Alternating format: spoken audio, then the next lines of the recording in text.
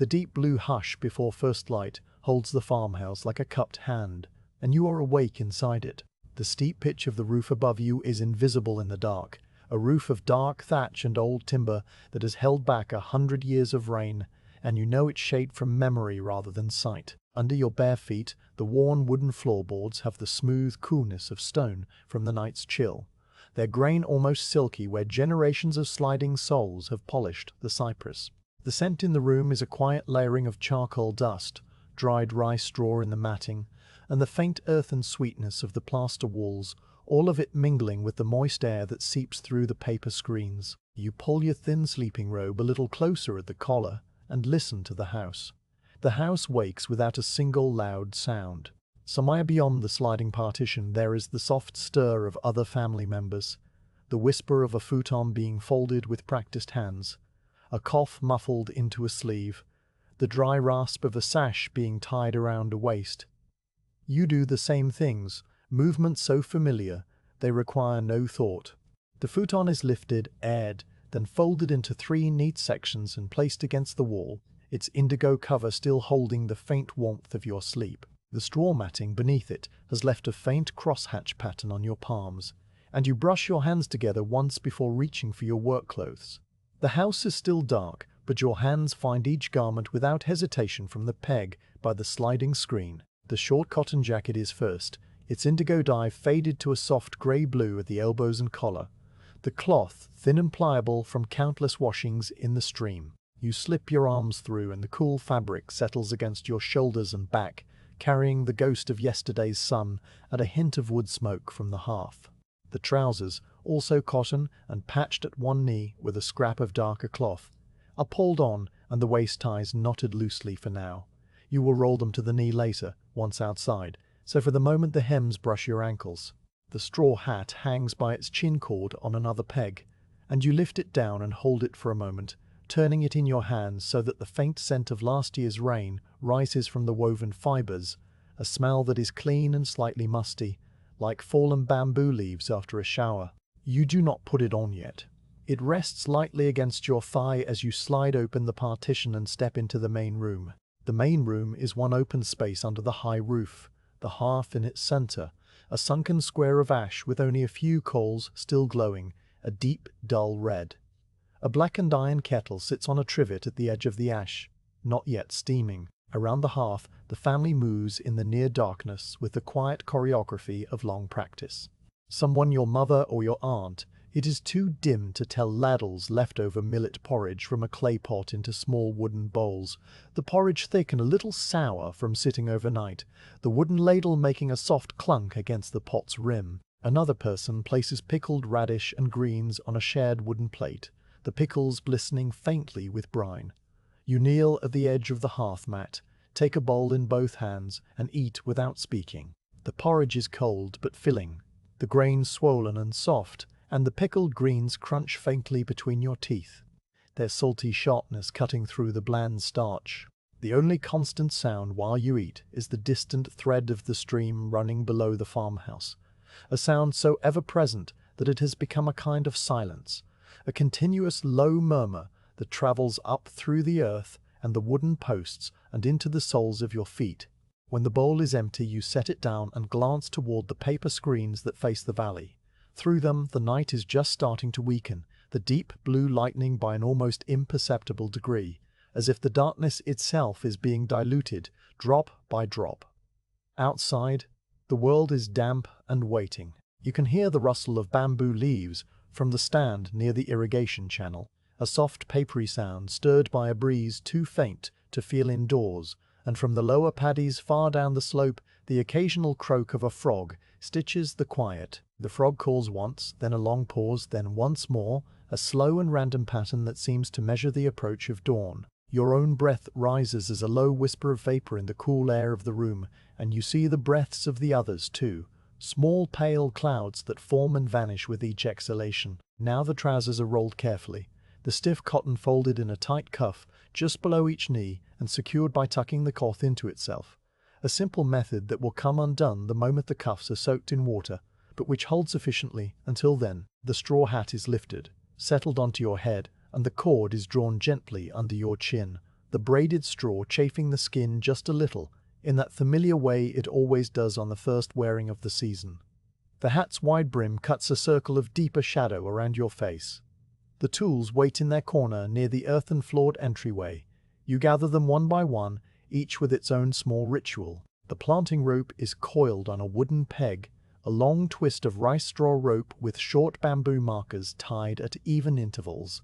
The bamboo piece is pale and smooth from use. You lift it down and loop it over your shoulder, so it hangs across your chest like a sash, the markers clicking together with a woody rattle. The seedling trays are next. Shallow wooden frames woven with bamboo slats and packed with dark mud, from which hundreds of pale green rice seedlings rise, their roots tangled together in a dense mat. You lift a tray with both hands, feeling the surprising weight of the wet earth, and balance it against your hip. The tapered wooden spade, its handle worn to a glassy shine where thumbs have pressed, is tucked through the cloth belt at your back, its blade cold against your spine. One more check. The small gourd water container hangs from its cord on another peg, and you lift it. Shake it to confirm it is full.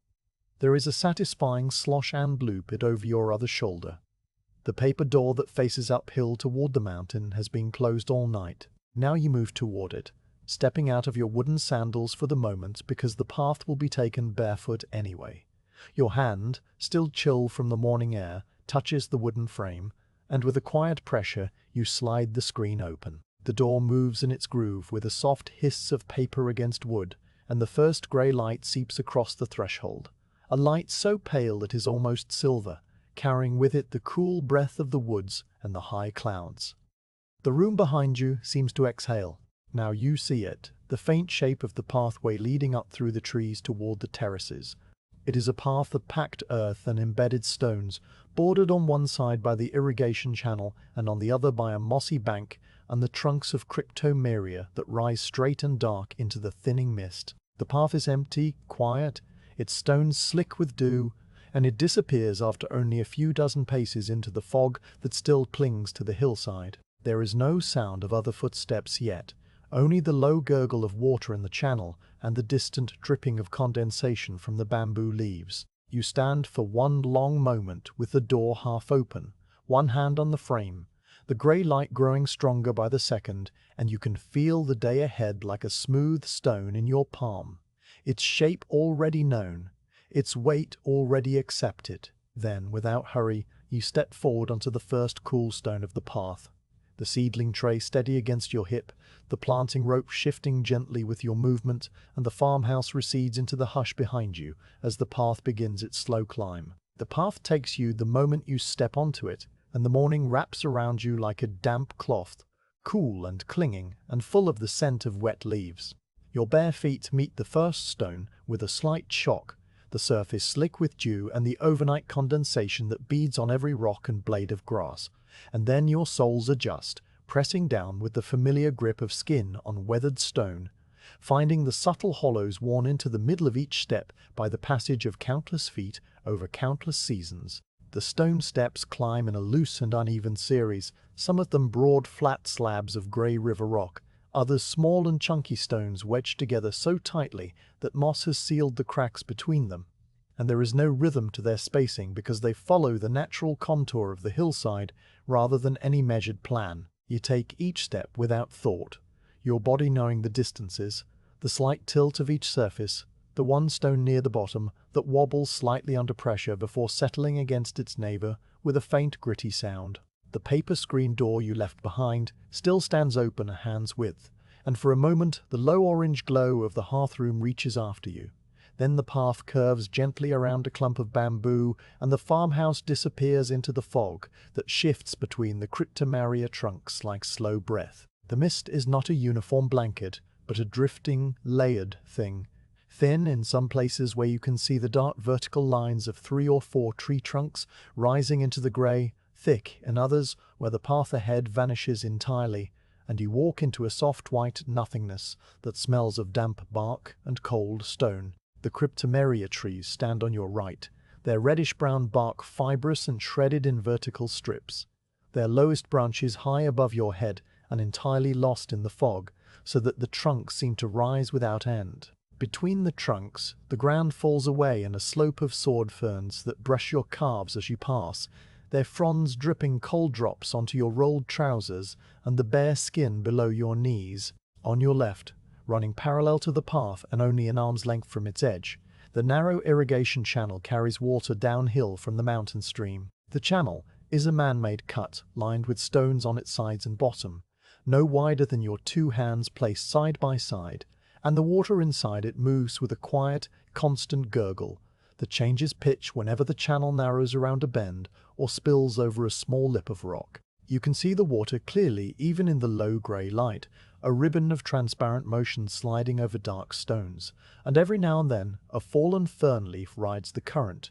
its fronds spinning slowly, catching for a moment against a rock before pulling free and continuing its descent. The sound of the water is so continuous and so gentle that it becomes another form of quiet, a soft backdrop that absorbs the small noises of your footfalls and your breath. You climb, and the path steepens. The stone steps become more irregular here, some of them high enough that your thigh muscles press into the effort, others so shallow they are barely more than a smoothing of the earth. Your breath deepens, your chest rising and falling under the cotton jacket, and the planting rope across your shoulder swings forward and back with each step, the bamboo markers clicking together with a sound like distant wooden chimes. The seedling tray against your hip sways, the hundreds of pale green shoots trembling in their bed of dark mud, and you steady it with your free hand, feeling the rough bamboo slats under your fingertips. Now the path passes the first of the little earth shrines,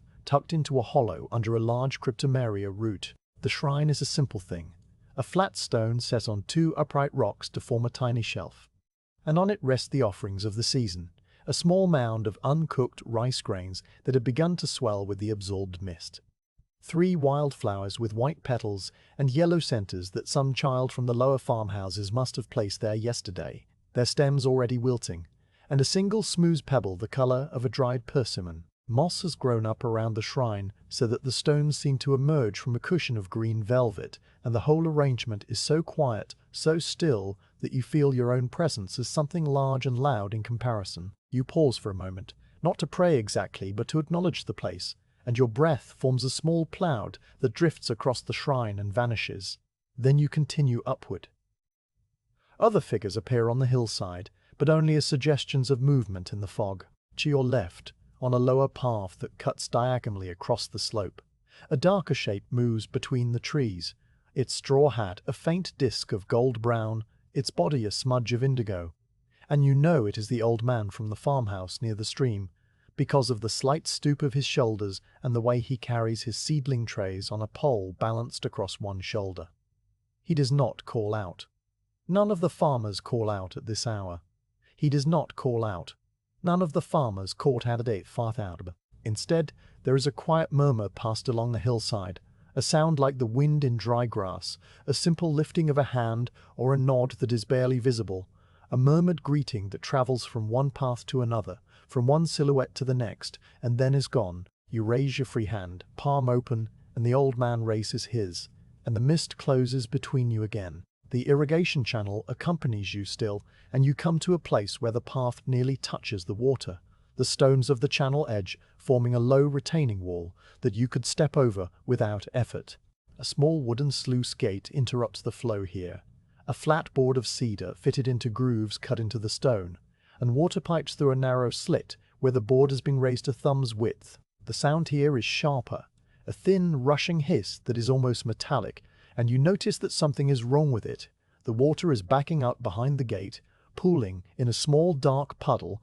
that overflows in an uneven trickle down the outside of the board rather than through the slit. You stop and bend down, the seedling tray tilting but secure against your hip, and peer into the water. A single fallen leaf, a broad brown leaf from a chestnut tree upslope, has pressed itself flat against the slit on the upstream side, held there by the pressure of the current, and its stem and veins are clogging the opening. The water behind it is still and murky, a skin of pollen dust floating on its surface.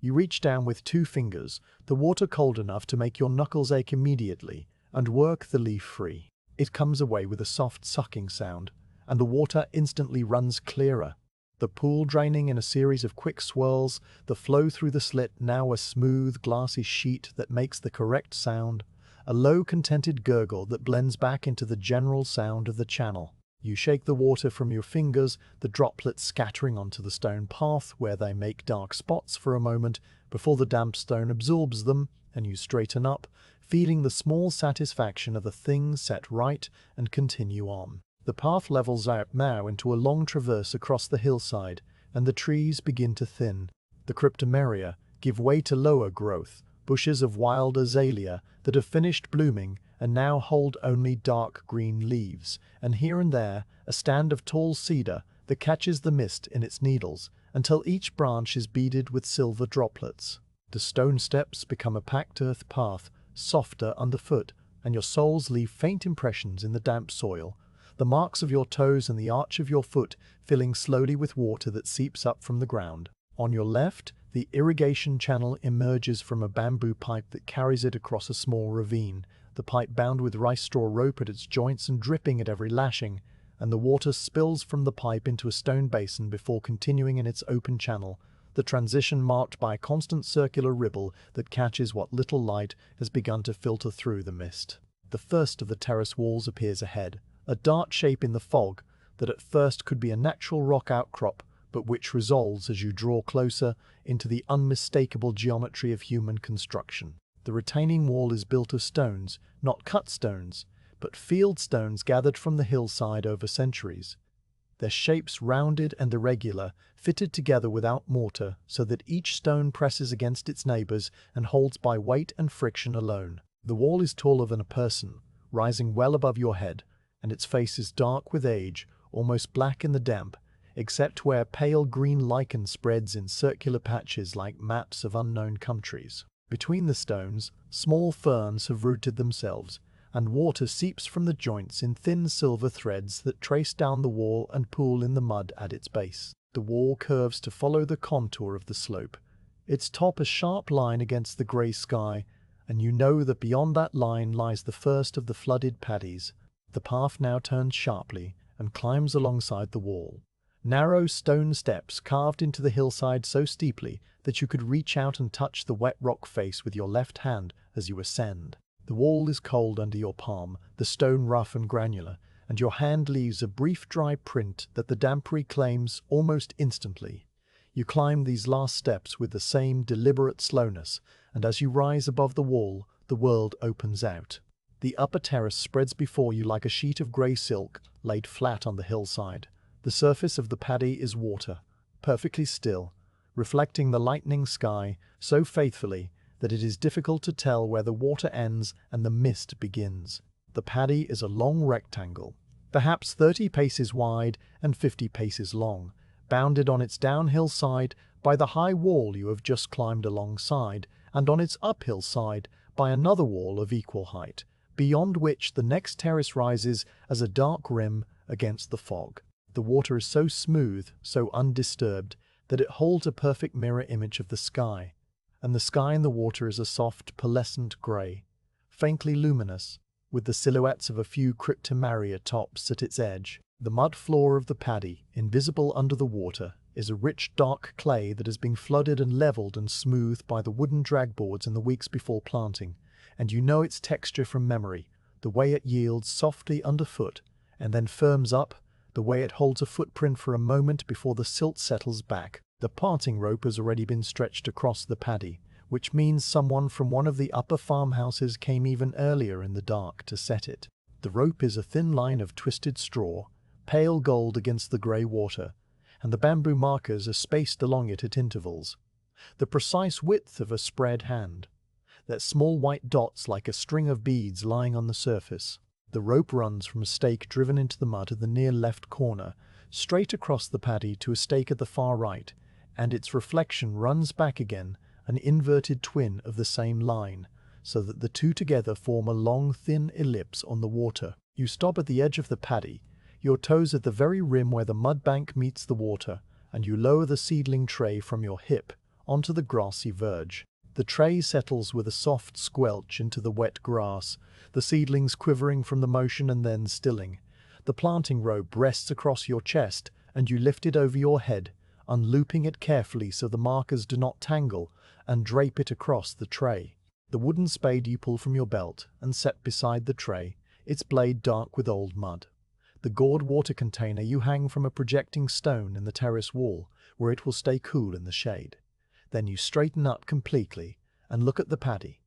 The mist is thinning now, lifting in slow rags from the water's surface. The grey light has strengthened, and you can see more of the valley below, the lower terraces falling away in a series of shining steps, each one a mirror tilted at a slightly different angle, each one holding its own patch of sky, and between them the dark stone walls like the lines of a charcoal drawing. The hillside across the valley is still a wall of fog, but here and there a tree emerges, a floating trunk with no visible base or crown, and the sound of water is everywhere now. Not only the irrigation channel, but the spill of overflows from one terrace to the next, thin sheets of water falling over the stone walls, with a soft, continuous roar that you feel in your chest as much as here. You stand at the edge of the paddy in the quiet of arrival, the water smooth as oil before you, the seedlings waiting in their trays with their pale roots tangled in dark mud,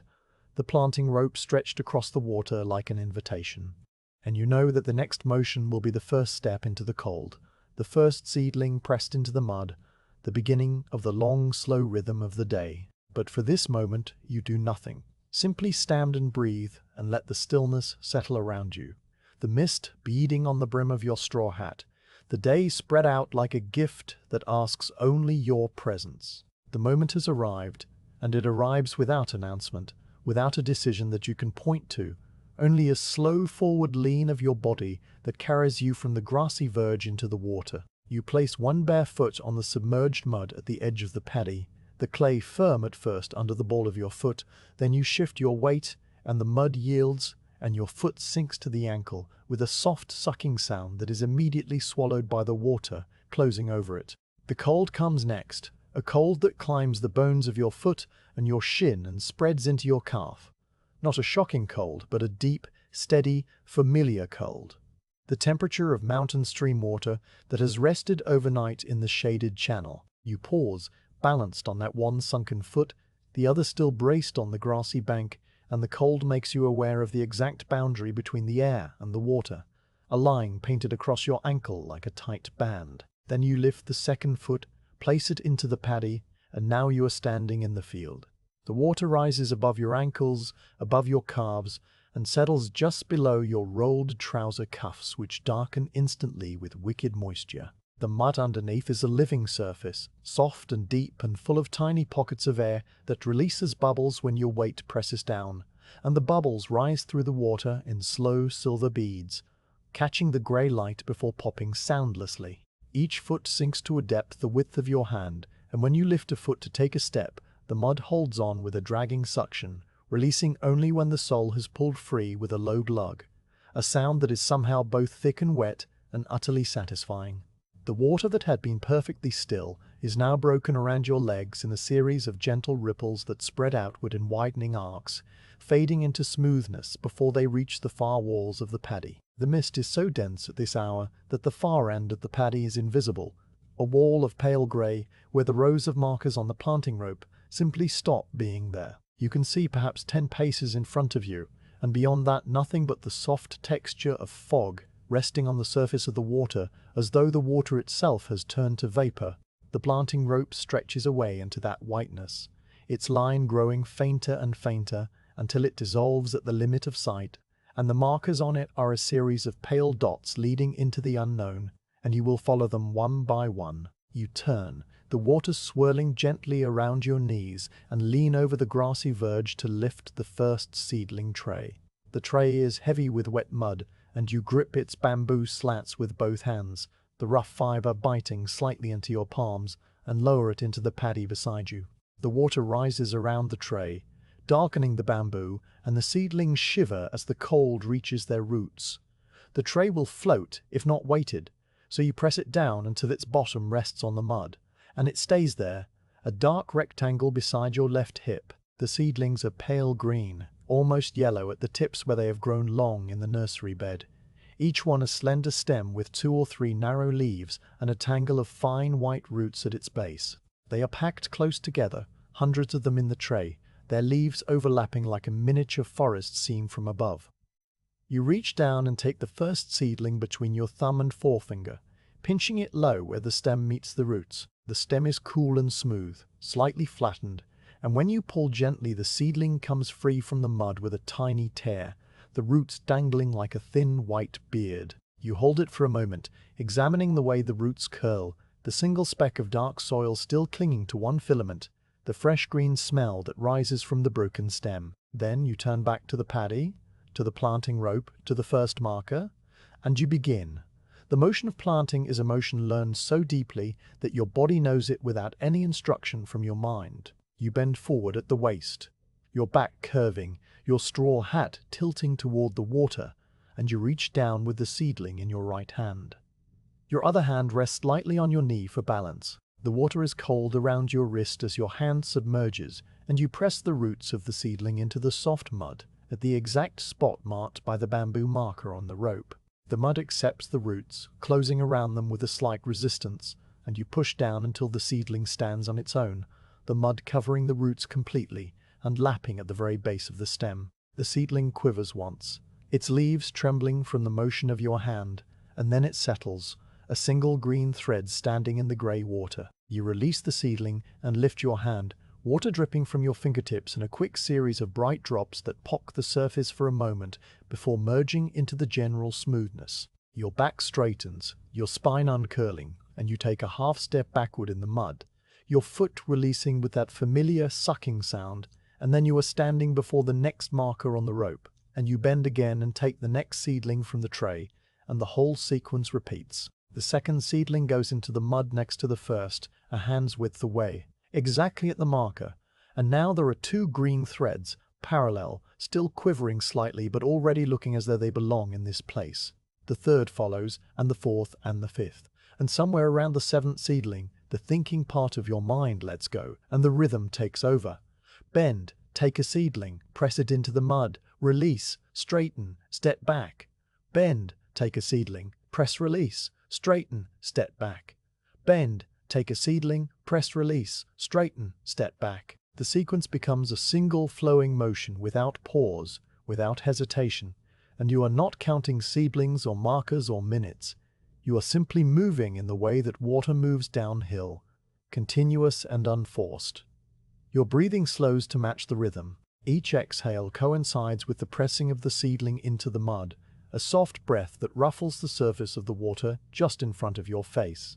The cold air fills your lungs with the taste of wet stone and crushed grass. The mist drifts across your field of vision in slow curtains, parting to show you the next marker, closing again, so that you work in a small private circle of clarity. The only sounds are the soft plink of water droplets falling from your fingertips after each planting, the deeper plosh of your foot leaving the mud, the faint brush of your cotton jacket against your sides as you move, and underneath these the constant low gurgle of water spilling over the terrace wall somewhere in the mist, a sound so continuous it has become a silence. The row behind you grows line by line. You do not look back often, but when you do, you see it, a faint green line on the silver water, the seedlings standing in a neat row, their leaves catching the grey light, their reflections extending downward into the darkness of the mud. The row is not perfectly straight because the mud is uneven here and there was a place where your foot slipped slightly, but it is true enough, and the seedlings do not mind the small deviations. They will grow toward the sun regardless. The green is a pale green, a tender green, the color of new life that has not yet been hardened by the summer heat, and against the mirror of the water it seems to glow from within. You work along the rope to its middle point, your basket of seedlings emptying slowly. When the tray is half gone, you pause and wade back to the edge, where the second tray waits on the grass, and you lift it into the water and place it beside the first, the new seedlings joining the ones that remain. Your hands are pruned now, the skin of your fingertips wrinkled and pale, and the mud has packed itself under your fingernails in thin dark crescents. You flex your fingers, feeling the stiffness in the knuckles from the cold water, and then you take up the next seedling and continue. A frog croaks somewhere in the paddy, a deep, guttural sound that rolls across the water like a single note played on a wooden instrument. You stop for a moment, straightening your back completely for the first time in a long while, and you see the frog, a large brown shape floating near the far wall. Its eyes 2 bumps above the surface, its throat pulsing. It watches you without fear, without interest, and after a long moment it sinks slowly out of sight, leaving only a ring of ripples that spread and disappear. The interruption is small, no more than a few seconds, and then you bend again and continue. From the valley below, a rooster crows. The sound is distant, muted by the fog and the layers of trees, a thin golden thread of noise that rises up and fades. It is the only sign of the world beyond the terraces, and it does not demand anything of you. It simply announces that morning has fully arrived in the lower places. You listen to it, let it pass, and take the next seedling. The angle of your wrist changes slightly with each planting depending on the firmness of the mud. Where the mud is soft, you press the seedling deeper, using your middle finger to make a small hole first, then inserting the roots and pinching the mud closed around them. Where the mud is firmer, near the edges of the paddy, where the soil is mixed with more sand from the terrace wall, the seedling goes in with a single push, the roots sliding into the clay without resistance. Your wrist learns these differences without consulting your mind, adjusting the pressure and the angle automatically, a tiny calibration that happens dozens of times with each row. You notice it only when you briefly become aware of your own hand, seeing it as though from a distance, a pale shape moving through the water, performing its task with a precision that surprises you. The mist begins to lift, slowly, not all at once, but in layers. The far wall of the paddy emerges first as a dark line against a lighter grey. Then the individual stones of the wall become visible, then the moss on the stones, then the tiny ferns growing in the cracks. Beyond the wall, the next terrace up appears, its water surface a brilliant rectangle of reflected light, and beyond that, the dark shape of the hillside, with its cryptomeria trees, now visible nearly to their crowns. The world expands piece by piece, like a painted screen being unfolded, and you work steadily through this expansion, your circle of clarity widening with the lifting fog. When you reach the far end of the paddy and the planting rope is behind you, you stop and wade back to the beginning, dragging the seedling trays with you through the water, which now ripples and splashes softly against your thighs. You reposition the rope to mark the next row, moving the stakes with care, pulling the line taut, checking the alignment to the markers against the first row you planted. The new line will be parallel to the first, the same distance apart, and the seedlings will form a grid, each one equidistant and from its neighbors, an arrangement that lets the roots spread and the leaves catch the light without crowding. You take a moment to admire the geometry, the satisfying order of the lines, and then you bend to the work again. The second row proceeds exactly as the first, with the same motions, the same sounds, the same slow breathing. The seedlings are the same pale green, the mud the same soft resistance, the water the same steady cold. And yet there is a difference too, because now you are planting beside a row that already exists, and the presence of those first seedlings, those green threads standing in their line, gives the work a sense of accumulation. You are not just planting seedlings, you are extending a pattern, filling in a design that was begun an hour ago and will be completed hours from now. And each seedling you press into the mud is another dot in the larger picture that only the hillside itself can see. A water strider skates past your knee, its long legs dimpling the surface tension without breaking it, each dimple casting a tiny circular shadow on the mud below. It pauses near a seedling you have just planted, as if inspecting your work, then darts away in a smooth gliding motion that leaves a V-shaped wake. You watch it go, the wake spreading outward and eventually disappearing, and then you take the next seedling. The clouds above the valley have begun to thin, and a patch of brighter light moves across the hillside, illuminating one terrace and then another, turning the water from grey to a pale silver white. The light reaches your paddy and the surface flares briefly, blinding in its intensity after so long in the dimness, and you see the seedlings in the new light, their leaves glowing a vivid green, their shadows sharp on the mud below. The warmth of the light touches the back of your neck through the straw hat, and you feel the cold of the water more keenly in contrast. The patch of light moves on, and the paddy returns to its soft grey, but the memory of the brightness lingers in your eyes. You have planted 4 rows now, and the tray is nearly empty again. Your back has settled into a comfortable ache. a warmth in the muscles that tells you they are working but not straining. Your hands move with a fluidity that makes the work seem effortless, though you know from the slow fatigue spreading through your shoulders that effort is being expended. You do not fight the fatigue, you simply let it be, another sensation among many, as constant as the sound of water and the feel of mud. A single leaf, a broad chestnut leaf blown from somewhere upslope, lands on the water in front of you. It floats, its edges curling upward to form a small brown boat, and it drifts slowly across your row, passing between two seedlings, bumping gently against a stem, and then continuing on its way. You watch it for a moment, this tiny traveler, and then you reach for the next seedling. The morning has grown around you so gradually that you did not notice the passing of time. The mist is nearly gone now, only a few clinging bands of white in the highest branches of the cryptomeria, and a faint haze over the valley floor below. You can see the whole system of terraces now, a staircase of water and mud and greens stretching from the mountain stream down to the cluster of farmhouses far below, their thatched roofs, small brown rectangles with threads of smoke beginning to rise from cooking fires. You can see the other farmers in their paddies, their straw hats, small discs of gold, their bodies bent in the same posture as yours, their movements the same slow rhythm. They are working on different rows at different stages, but all of you are part of the same pattern, one that covers the entire hillside like a single breath drawn and held. You pause and straighten, your hands resting on the small of your back, and you look at the work you have done. 4 rows of seedlings, each row a line of green,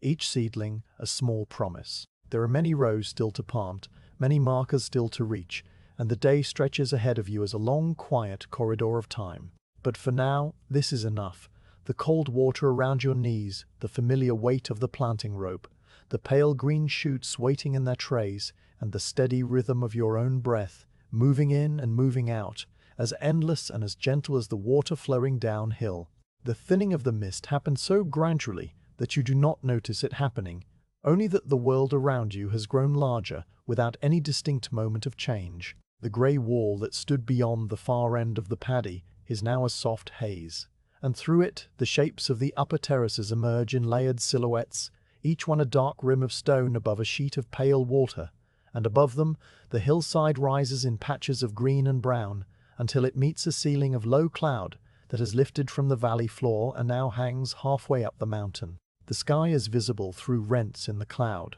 a pale grey blue of early morning, and the light that comes through these rents has a pearlescent quality, a soft diffusion that seems to come from everywhere at once and cast no shadow. The water in your paddy, which was a mirror of grey mist, now holds the image of that brightening sky, and the seedlings you have planted are reflected as thin green strokes double downward into a pale infinity. The tiered paddies above and below become visible now,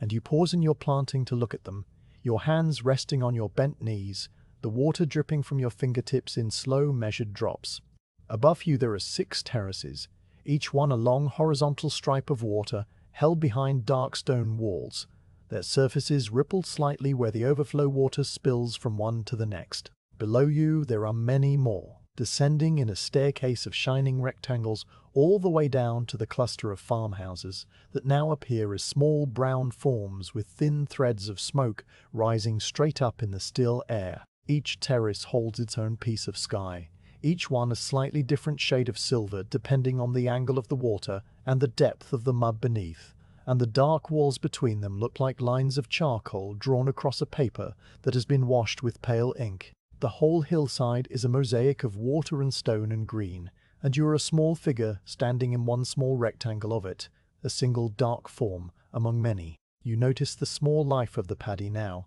the tiny creatures that have been here all along but were invisible in the dimness of earlier hours. Water striders skate across the surface between the seedlings, their long thin legs pressing dimples into the surface tension without breaking it, each dimple a tiny lens that catches the light and flashes for a moment before disappearing. The striders move in quick, darting bursts, pausing to rest with their legs spread wide, then zipping away in a smooth glide that leaves a V-shaped wake behind them. One of them crosses the row you have just planted, passing between 2 seedlings so closely that its body brushes a leaf, and the leaf shivers once and then stills. Near the submerged stubble of last year's rice, which still stands as short brown spikes under the water. Tiny snails cling to the decaying stalks. The snails are no larger than the nail of your little finger. Their shells are translucent pale brown that spirals inward to a dark center, and they move with an almost imperceptible slowness,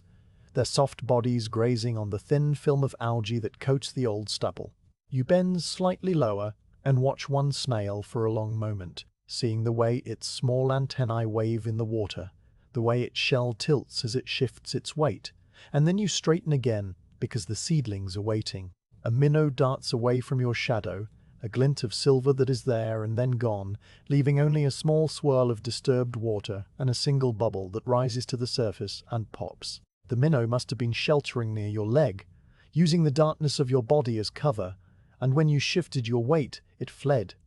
You watched the spot where it disappeared, but the water is still again, the mud silent, and you do not see it return. There are many such minnows in the paddies, washed down from the mountain stream through the irrigation channels, and they will live here among the rice roots all summer, eating the larvae of insects and growing fat until the autumn draining sends them back downstream. The other planters are working in the adjacent terraces, and their movements have become visible now that the fog has lifted. In the paddy directly above yours, an older woman with a straw hat that has darkened to a deep brown from many years of sun and rain is planting her rows with a slow, steady rhythm, her back curved in the same posture as yours, her hands moving between the seedling tray and the mud with the same flowing sequence. In the terrace below, a younger man, perhaps a son from one of the upper farmhouses, is working with slightly faster motions, his energy still fresh, his rows already longer than yours, though he started later. And on the terrace to your left,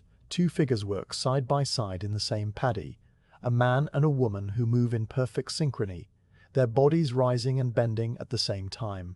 their hands pressing seedlings into the mud at the same moment, as if they are two parts of a single machine. The straw hats of all these planters are small discs of gold brown against the silver water, and their indigo jackets are dark squares that shift and pause and shift again, and you realize that you are all moving to the same unseen rhythm, a rhythm set by the slope of the hillside and the weight of the water and the length of the planting rope. A person watching from the valley would see the whole hillside breathing together,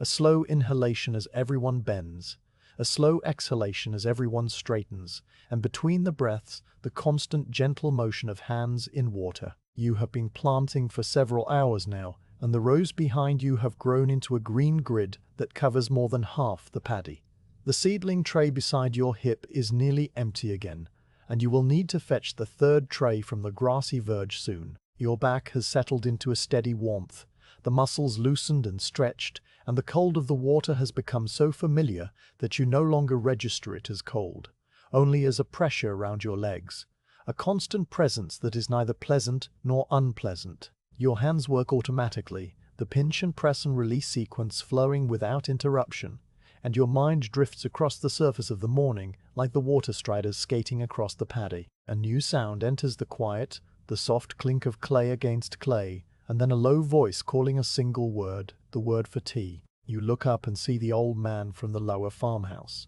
the one with the stooped shoulders whom you passed on the path before dawn, standing at the edge of his paddy with a clay pot in one hand and a stack of small cups in the other. He raises the pot slightly, an offering, and the planters in the nearby terraces all pause in their work, straightening their backs, their hands rising from the water with small splashes. Nobody speaks any more than that single word, but the meaning is clear, and you feel a small surge of gratitude that is out of proportion to the simple fact of tea. You wade to the edge of your paddy, the water swirling around your knees, and step up onto the grassy bank. The air outside the water feels warm on your skin, and you realize that the day has been heating up while you worked, the sun somewhere behind the thinning clouds, its warmth now touching the grass and the stones and the bare skin of your arms. You walk along the narrow path between the terraces, your wet footprints dark on the packed earth, and join the loose gathering that has formed around the old man's teapot. There are 5 of you now, standing in a small circle on the grassy bank, all barefoot, all with rolled trousers and mud-streaked shins, and hands that are pale and pruned from the water. The old man pours the tea into the small cups, his hands steady despite his age, and the liquid is a warm amber brown that steams in the cool air, and its scent is bitter and grassy, the scent of roasted barley steeped too long. You take a cup in both hands, the clay rough and warm against your palms, and you raise it to your lips and drink. The tea is hot and bitter and faintly smoky, and it fills your mouth with a taste that seems to cut through the cold and the damp and the fatigue all at once. You hold the cup under your chin, letting the steam rise into your face, and you look out at the valley slowly emerging from the last of the fog. The farmhouses far below are now fully visible, their thatched roofs glowing a warm brown in the pale sunlight, and around them the lower fields are patches of green and brown, the dry fields where vegetables grow and the paths where children and chickens move between the buildings. The stream at the valley's bottom is a silver thread winding through the dark trees, and beyond it the other hillside rises, still hazy, but now showing the shapes of its own terraces and its own farmhouses and its own threads of smoke. The view is one you've seen 1,000 times, and yet in this moment, with the tea warming your hands and the work paused and the other planters standing quietly beside you, it feels entirely new. Nobody speaks during the tea break. There is no need for words, because everything that needs to be said is being said by the nodding of heads when a cup is refilled, by the small lift of an eyebrow that asks, "Are you well?" and the slight tilt of a chin that answers, "I am well," by the way everyone turns their faces toward the valley at the same time and breathes the same warm air and listens to the same distant sounds of roosters and water and wind. The old man finishes his own tea with a quiet sigh, and the sigh is a punctuation that ends the break, and without any signal being given, the cups are returned to the stack, and the planters drift back toward their paddies, each one carrying the warmth of the tea in their belly, and the brief comfort of stillness in their bones. You step back into your paddy, and the water receives your legs with a familiar cold, and the mud closes around your feet, and you lift the next seedling tray from the bank and set it beside your hip,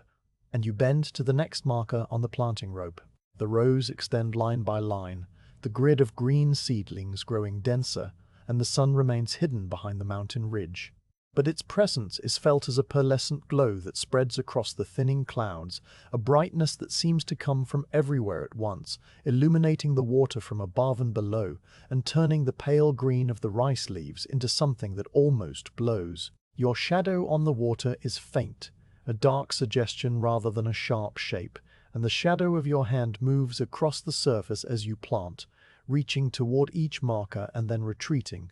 a slow tide. The morning has taken on a shape now, a shape that was formless at dawn but has resolved into something steady and complete. It is a shape made of mist lifting and water flowing and hands planting, of small creatures living their small lives in the mud and the air and the stubble, of other people moving in the same rhythm on the same hillside, of tea shared in silence and work resumed without command. You are inside this shape, a part of it, and the shape holds you as gently as the water holds your legs, and the rows of seedlings behind you are a record of the hours, a green script written on the silver page of the paddy, and you write it one character at a time with your own bent back and your own cold hands, and your own steady breath moving in and moving out in the same rhythm as the breath of the hillside. The tea has settled warm in your belly, and the water welcomes your legs back with the same cool pressure it has held all morning, neither colder nor warmer than before, but simply constant, a steady presence that you no longer notice as a separate sensation. The mud closes over your soles with that slow familiar suction, and you bend to the next marker on the planting rope as though the break had been only a long blink, your body resuming the rhythm without hesitation. The seedling tray at your hip is a fresh one from the grassy bank, its mud darker and wetter than the last, its seedlings slightly taller and more yellow at the tips where they stretch toward the light in the nursery bed, and you take the first one between your thumb and forefinger and press it down into the soft clay at the marker's edge. The work continues, and in the continuing it deepens. There is a quality to the rhythm now that was not present in the early hours, a settledness that comes only after the body has been moving for a long time and has found its natural pace. The early stiffness in your shoulders and the small discomfort in your lower back have dissolved, replaced by a warm looseness that makes each motion feel effortless, a single continuous flow from seedling to mud, to straightening to stepping back, to bending again. You are aware that this state cannot last forever, that eventually the muscles will tire and the rhythm will become something you must consciously maintain rather than simply follow, but for now it is a gift, and you move inside it with the same quiet ease that the water moves through the channel beside the path. The sun has still not cleared the mountain ridge, but the brightness of the sky has continued to increase, and the pearlescent glow that filled the valley earlier has begun to sharpen. The clouds are breaking apart now, not in dramatic rents, but in a slow fragmentation that spreads across the sky like cracks in old glaze, and through these cracks a deeper blue is visible. A blue that is almost white at its edges and deepens toward the center of each opening. The light on the water has changed from silver to something warmer, a pale gold that catches the ripples and turns them into lines of faint fire. And the seedlings you have planted are no longer gray-green, but a true living green, the color of young bamboo shoots pushing up through leaf litter. Your shadow on the water, which earlier was only a vague darkness, has sharpened into a recognizable shape. The outline of your straw hat and your bent shoulders and your moving arm, all now distinct on the muddy bottom. And beside your shadow is the shadow of the seedling tray, a dark rectangle that quivers slightly with each movement you make. You can smell the paddy more clearly now. The cold of the early morning had subdued the scents, holding them close to the mud and the water where they could not rise. But as the day warms, they are released in slow layers. The first smell is the clean mineral scent of the water itself, a smell like wet stone and mountain rain, and underneath it the richer smell of the mud, organic and dark and faintly sweet, a smell that carries the memory of last year's rice straw decomposing in the deep clay. There is a green smell too, the fresh, crisp scent of the seedlings themselves, released each time a stem is pressed into the mud and a tiny bruise is made on the root, and this green smell rises to your nostrils with every planting, so faint that you can only detect it when you happen to breathe in at the exact moment your hand presses down. And there is the smell of your own body, the clean salt of sweat on your upper lip and at your temples, the faint mustiness of the cotton jacket that has been wet and dried and wet again many times, the earthy scent of the mud that has dried on your forearms in thin grey flakes that crack and fall away as you move. A breeze begins to move across the hillside, the first real breeze of the day. It comes from the valley below, rising as the sun warms the lower fields, and the air there lifts, and it carries with it a new set of scents, wood smoke from the cooking fires in the farmhouses, the faint sweetness of flowering grasses, and the dry, dusty smell of the paths and the stone walls warming in the sun. The breeze touches the surface of your paddy, and the water responds with a slight ruffling, the perfect mirror breaking into 1,000 small wavelets that catch the light in a constant shifting pattern of gold and silver. The reflections of the seedlings quiver and dance, their straight lines becoming wavy ribbons that stretch away from you across the paddy. The breeze touches your face too, cool and fresh against the warmth of your skin, and it lifts the brim of your straw hat just slightly, a gentle tug that makes the cord under your chin tighten for a moment and then relax. You pause in your planting and lift your face to the breeze, letting it dry the sweat on your forehead, and you take a deeper breath than the work allows, filling your lungs with the whole hillside at once. The other planters feel the breeze too, and across the terraces there is a subtle shift in posture, a slight lifting of heads, a moment of shared acknowledgement. In the paddy above yours, the older woman has paused and is wiping her forehead with a small cloth she has pulled from her sleeve, her movements slow and deliberate, the cloth a pale square that darkens as it absorbs the moisture. In the paddy below, the young man has straightened completely and is looking out across the valley, his hands resting on his hips, his chest rising and falling with deep breaths, and you can see the sweat glistening on his arms in the strengthening light. The two planters working together on the left terrace have not paused, but their rhythm has slowed slightly, and one of them has said something to the other, something too quiet to hear, and the other has responded with a soft chuckle that carries across the water like the ripple from a dropped stone. All of these small moments happen simultaneously and then pass, and the work resumes, the heads bending again, the hands returning to the mud, the whole hillside breathing in and breathing out. You have reached the middle of the 6th row now, and the paddy behind you is a grid of green that covers nearly 2/3 of the field. The seedlings you planted first, the ones that went into the mud when the mist was still thick and the light was grey, have settled into their new home, their leaves slightly more upright now, their stems straighter, as if they have already begun the slow work of reaching toward the sun. The mud has closed tightly around their roots, and the water around their stems is clear and still. Looking at them now, you can see the faintest difference in color between the first rows and the ones you have just planted. The older seedlings have a deeper green, a color that suggests they have started to drink from the mud and the water, while the newer ones are still that pale yellow-green of transition, the color of plants that have not yet decided to grow. This difference will disappear in a day or two, once all the seedlings have established themselves, but for now it is a visible record of the morning's work, a timeline written in shades of green across the silver water. The sun clears the mountain ridge without any announcement, and the change is so sudden and so total that you stop moving entirely for a long moment. One instant the hillside is in shadow, the light coming from the bright sky above, but the direct sun still hidden,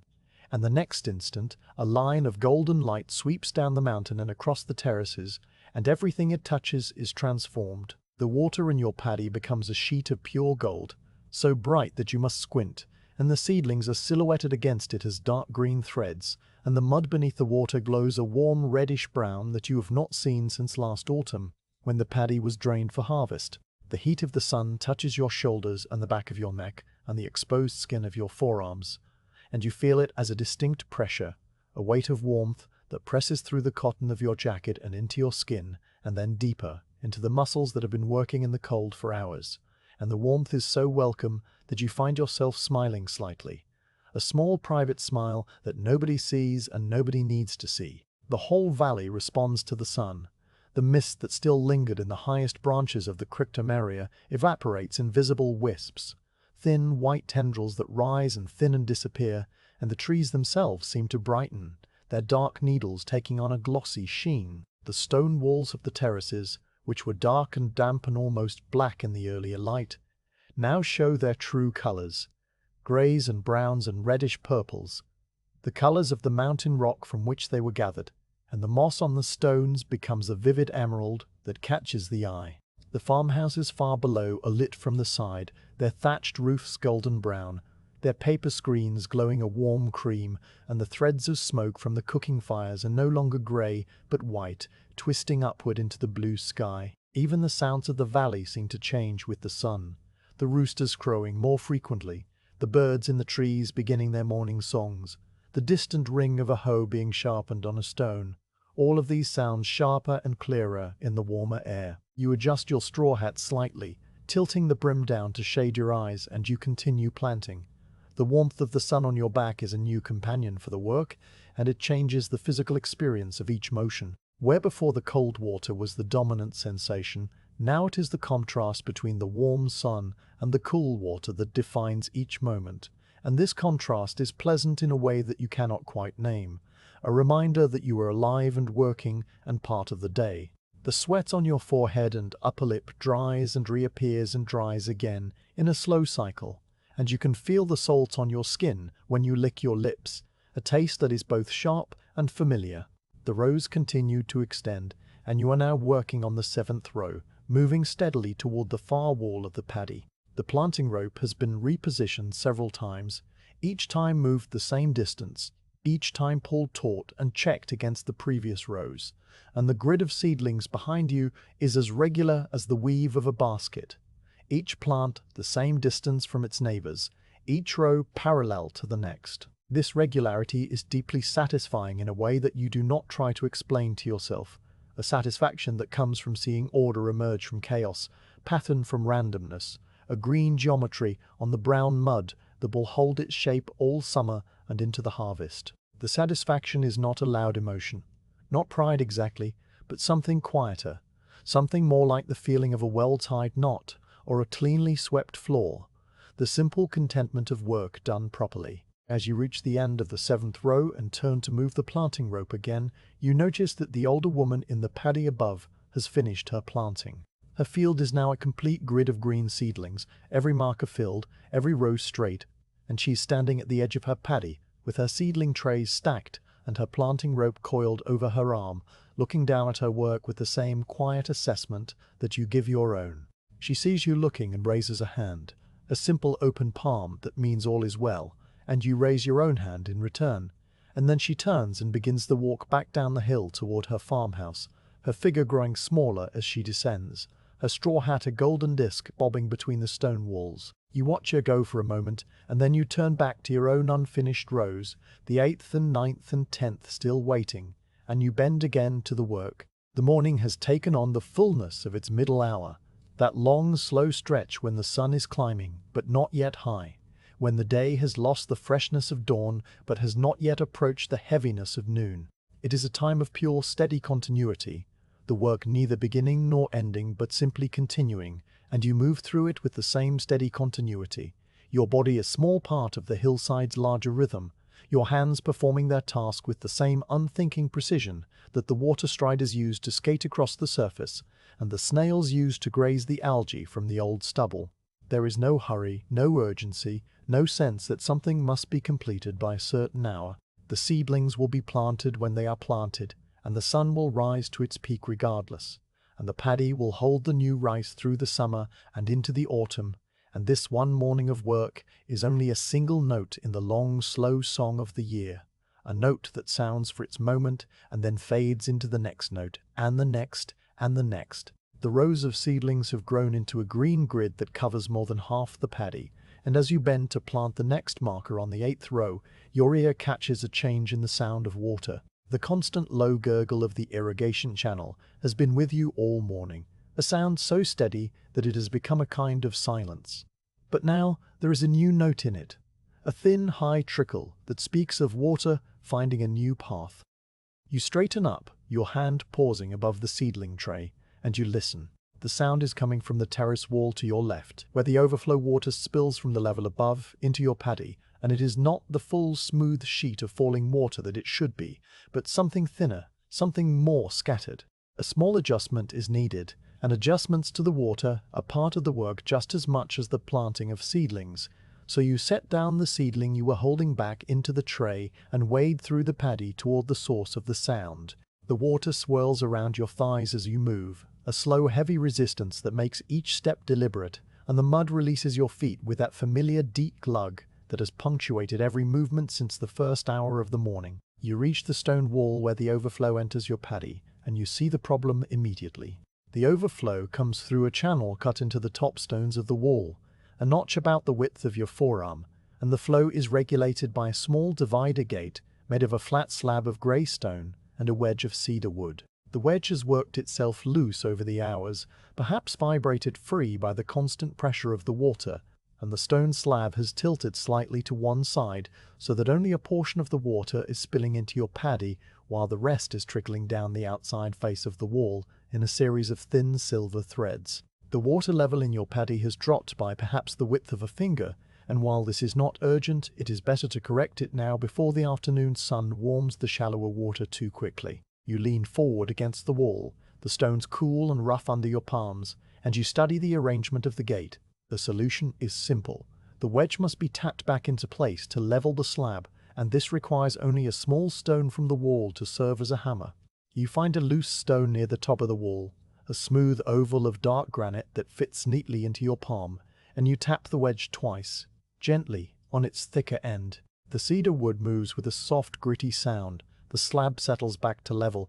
and immediately the overflow spreads into a full, smooth sheet that spills into your paddy with a low, continuous roar, the water at the base of the wall churning slightly and then smoothing out as it spreads across the field. The thin, trickling sound disappears, replaced by the correct sound of water falling evenly, and the surface of your paddy begins to rise again, slowly, almost imperceptibly, reclaiming the finger's width it had lost. You replace the granite stone where you found it, fitting it back into its socket among the other stones, and you push against it with your thumb to make sure it is seated firmly. Then you turn back to your seedling tray, your hands wet and cold from the wall, and you resume planting at the next marker. But the moment has pulled your attention outward, away from the single row of seedlings in front of you, and toward the larger system of water that makes the paddies possible. And as you work, you find your mind following the journey of the water upward through the terraces to its source. The water in your paddy has traveled a long path to reach you,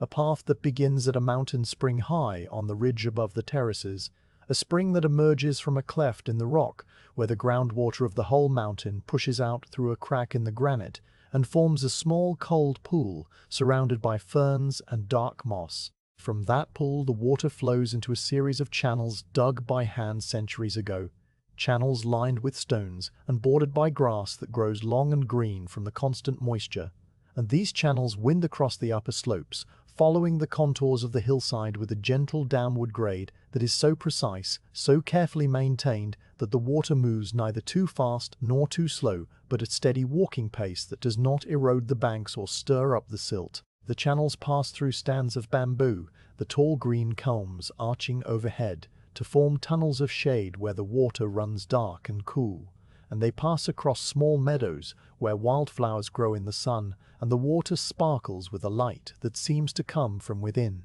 At various points along the main channel, bamboo pipes divert portions of the flow toward the different sections of terraces, the pipes bound with rice straw rope at their joints and supported on wooden tripods where they cross gullies, and each pipe drips at its lashings in a constant slow rhythm, a musical drip-drip that has worn small hollows in the rocks below over the years. The water that comes to your paddy has passed through one of these bamboo pipes, a pipe that crosses a small ravine where wild azalea grows on the banks and a single old cherry tree leans out over the drop, its roots gripping the stone, and the water emerges from the pipe into a stone basin,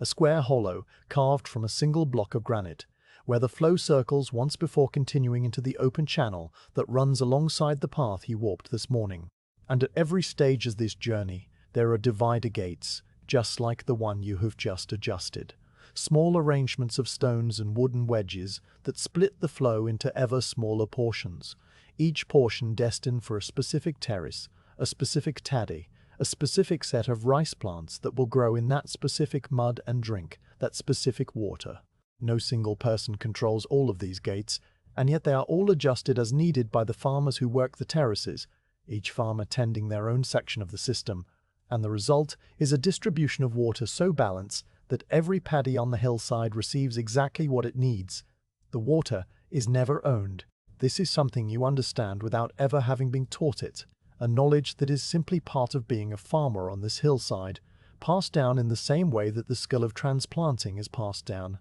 through watching and doing, and never through words. The water comes from the mountain, and the mountain does not belong to anyone, and the channels that carry the water were built by the hands of ancestors whose names are no longer remembered, and the bamboo pipes are replaced every few years by whoever notices that the old ones are leaking too badly, and the divider gates are adjusted by whoever sees that the flow is uneven, and in this way the whole system is maintained by a quiet communal effort that requires no meetings, no agreements of responsibility. Beyond the needs the water, this unspoken arrangement has persisted for as long as there have been terraces on this hillside, which is to say for longer than any living person can remember, and longer than any written record in the village, and it will persist for as long as there are rice farmers planting seedlings in the spring mud. You think about this as you work, your hands moving through the familiar motions of planting, while your mind follows the water up the hillside and back down again, tracing the silver threads of the channels through the green of the forest and the grey of the stones and the gold of the sunlight that now falls across the entire valley. The water in your paddy is not still, though it appears still from a distance. It is constantly moving, entering from the overflow at the upper wall and exiting through a similar spill at the lower wall, a slow circulation that replaces the entire volume of the paddy over the course of a day, and this movement is so gentle that it does not disturb the seedlings or stir up the mud, a mere drift of water molecules from one end of the field to the other, carrying oxygen to the roots and carrying away the faint waste products of the soil's chemistry. The water that leaves your paddy will spill down to the terrace below, where the young man is planting his rows, and from there to the next terrace and the next, all the way down to the lowest paddy near the stream, and from that lowest paddy the overflow will return to the stream itself, rejoining the natural watercourse after its brief journey through the human-made system of terraces, and the stream will carry it down to the larger river in the valley below. And that river will carry it to the sea, and the sea will lift it back into the sky as far on a mountain as rain. This is the great cycle that you are a part of. The cycle of water and earth and sun and growing things, and standing knee-deep in your paddy with the sun warm on your back and the sound of water all around you, you feel your place in it without needing to name it. The planting has continued while your thoughts have wandered, and you have finished the 8th row and moved the rope to mark the 9th. The seedlings in your tray are dwindling now, only a few dozen remaining, their pale roots tangled together in the remaining mud, and you will need to fetch one more tray from the grassy bank to complete the paddy. You wade to the edge and lift the last tray into the water, and the seedlings in it are the smallest of the batch, the ones that were sown last in the nursery bed and had not grown as tall as their siblings, and you handle them with a slightly gentler touch, pressing them into the mud with a lighter pressure, giving each one an extra moment of attention. These smaller seedlings will catch up to the others within a week, you know from long experience, because the mud is rich and the water is steady and the sun will be generous in the months ahead. And by the time the rice sends up its first tillers, there will be no difference between the early rows and the late ones, all of them growing together into a single green carpet that will wave in the summer winds. The rows now stretch nearly all the way across the paddy, the grid of green seedlings, a muted counterpoint to the grey sky reflected in the open water ahead of you, the part of the paddy still unplanted shrinking with each seedling you press into the mud. The unplanted water is smooth and empty, a silver mirror waiting for its green stitches, and you work your way across it with the same steady pace you have kept all morning. The end of the planting now a visible goal, a line of dark mud at the base of the far wall that you will reach within the hour. But there is no rush toward that goal, no quickening of the rhythm or shortening of the pauses, because the goal is not separate from the work itself. The last seedling is no more important than the first, and the satisfaction of completion will be a quiet thing when it comes, no different in kind from the quiet satisfaction of each individual seedling placed into the mud. You plant the next one, and the next, and the next, and the water flows through the divider gate with its newly adjusted even spill. And the breeze moves across the paddy in slow gentle gusts that ruffle the surface and then release it, and the sun climbs toward its peak, and the morning continues, full and round and unhurried. The sun clears the mountain ridge, and the light that spills into the valley carries a warmth you feel first on the crown of your head, seeping through the straw of your hat, and then on the back of your neck, where the skin is bare and already faintly pink from hours of diffused exposure, and then on your shoulders, and down your spine and across the backs of your hands. The change is immediate but not abrupt, more like a door swinging open than a sudden flash, and the whole paddy transforms around you in the space of a single breath. The water that had been a cool grey mirror becomes a sheet of pale gold, the mud beneath it glowing a deep reddish brown you have not seen since last autumn, when the fields were drained, and every seedling you have planted this morning stands out against that gold as a distinct green thread, sharp and clear and almost black in its intensity. The unplanted water ahead of you, the part of the paddy you are still working, is brighter than the planted part, because there are no seedlings to break the reflection, and looking across it, you must squint, the glare pressing against your eyes like a gentle thumb. The mist that lingered in the high branches of the cryptomeria evaporates in visible wisps, thin white tendrils that twist upward and thin and vanish, and the trees themselves seem to shake off the damp of the night, their dark needles taking on a glossy sheen, their trunks brightening from black to a warm reddish brown. On the leaves of the surrounding bushes and the ferns along the stone walls, the last droplets of condensation catch the direct sun and flare into tiny points of white light,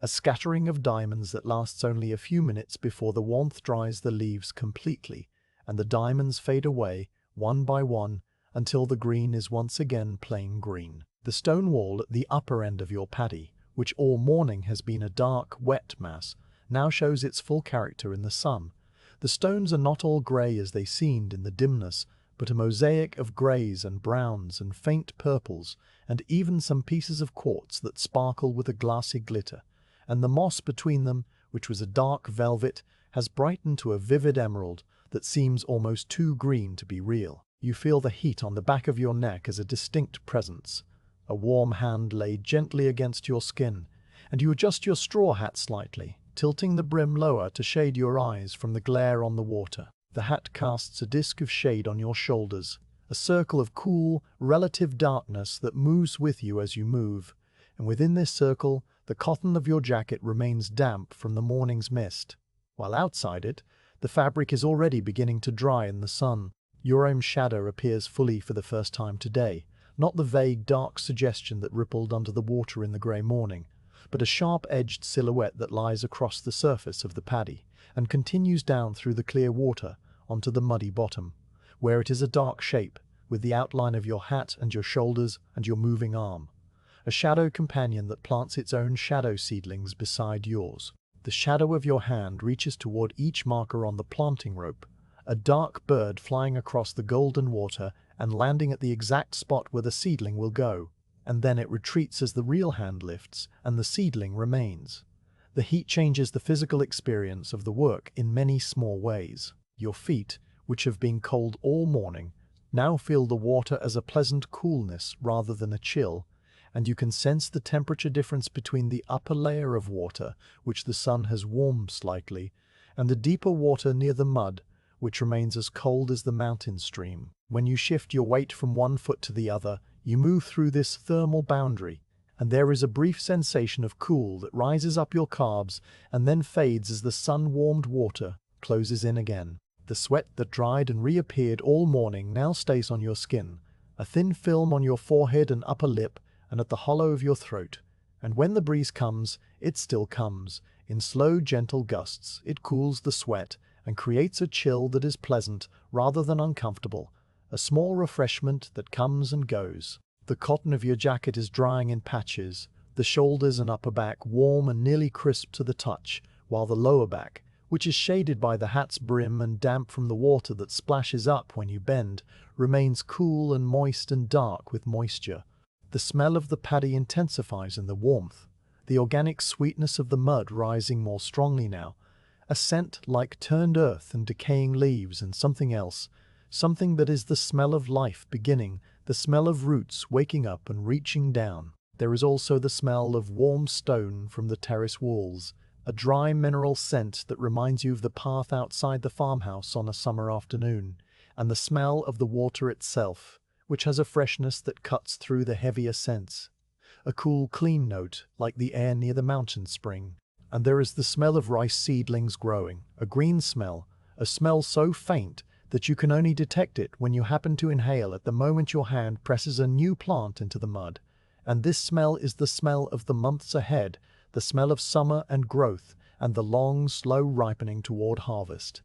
The dragonflies arrive with the sun. One moment there is only the water striders skating on the surface and the snails grazing on the stubble, and the next moment the air above the paddy is full of dragonflies, their bodies long and slender, and their wings a dry rattle that you can hear even over the sound of water. They are of many colors, some a bright electric blue that catches the sun like chips of enamel, others a deep red-brown that nearly disappears against the stone walls, and still others a pale green that matches the seedlings exactly. They hover and dart and pause, their compound eyes glinting with 1,000 tiny reflections, and they snatch insects from the air with a quick snap of their legs that you see only as a blur. One of them lands on a seedling near your hand, a blue one, its wings still and clear, its body balancing on the slender green stem with improbable precision, and you pause in your planting to watch it. The dragonfly watches you back, if that is the right word for the way its head tilts,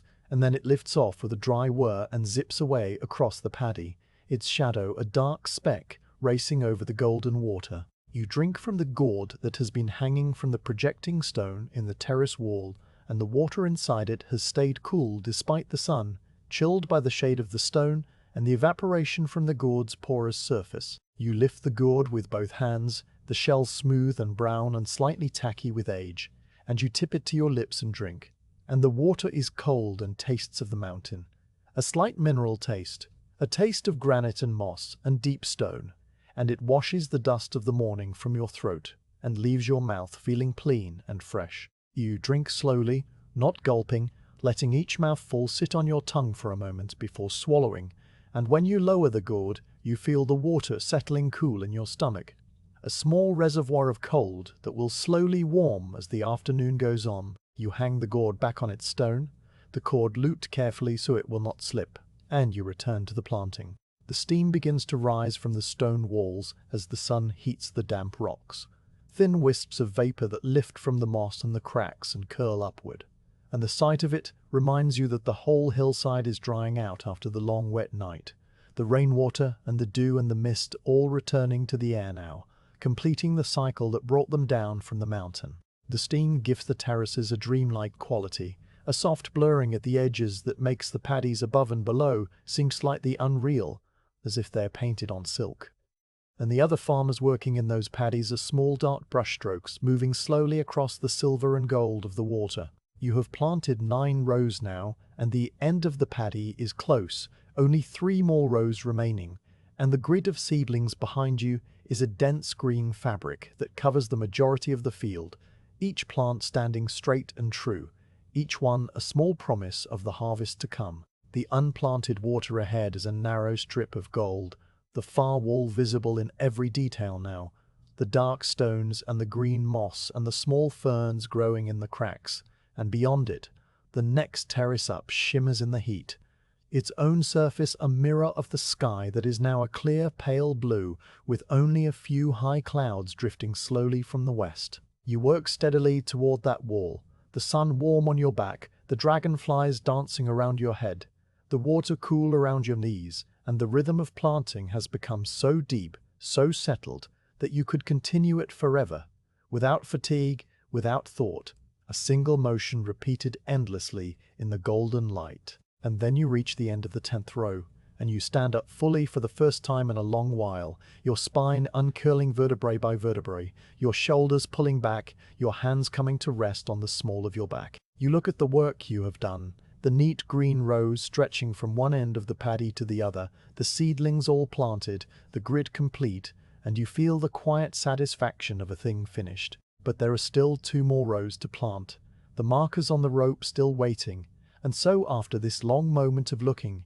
you bend again and take the next seedling and continue, because the work is not done until it is done, and the sun is not yet at its peak, and the day still holds many hours. You plant the 11th row with the same care as the first, and the paddy fills with green, and the water flows through the divider gate with its steady, even spill, and the hillside basks in the full light of the morning. The high clouds drift in from the sea without any announcement, their leading edges thin as pulled cotton, and they cross the sun so gently that the change in light is at first only a softening, a slight diffusion of the hard gold that has been falling on the hillside for the past hour. You notice it as a cooling on the back of your neck, the warm hand of the sun lifting away for a moment and then returning, lighter than before. When you look up, squinting against the brightness, you see the clouds moving in a slow procession from the west, their shapes changing as they come, the sharp edges blurring into hazy margins,